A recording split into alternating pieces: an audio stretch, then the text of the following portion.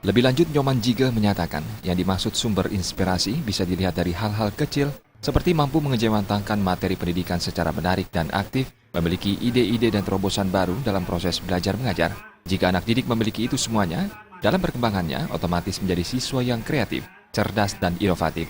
Terus bagaimana caranya untuk meningkatkan kompetensi para siswa? Nyoman Jige memberi solusi. Hal tersebut bisa dilakukan dengan mengimplementasikan masa orientasi siswa seperti yang dilakukan sekolahnya saat ini yang menggelar MOS sejuk dan berbudaya.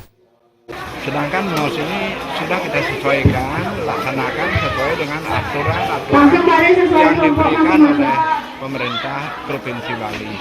Dan anak-anak selama 3 hari ini mendapat keselamatan dalam hal mengikuti MOS. Dr. Nyoman Jige menambahkan, di zaman teknologi informasi saat ini, anak didiknya harus memiliki kreativitas dalam hal akses informasi teknologi.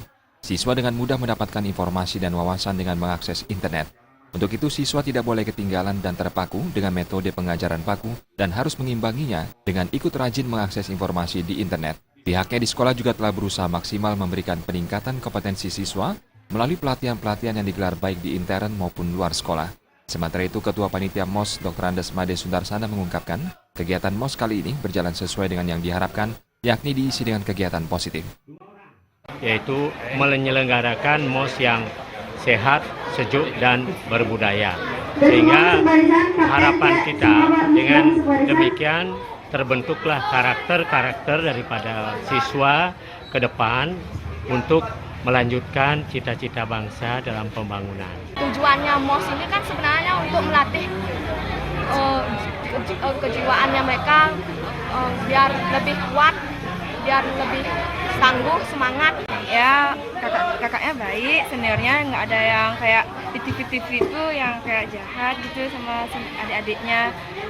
Ya, lumayan menyenangkan, ada senam-senamnya setiap pagi. Ya, juga sini pelajaran itu ketat ya, lumayan bagus.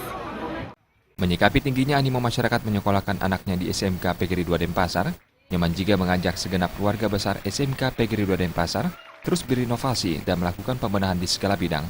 Acara penutupan MOS diisi dengan persembayangan bersama sebagai wujud rasa syukur karena pelaksanaan MOS telah berjalan dengan lancar. Tim Liputan Bali TV.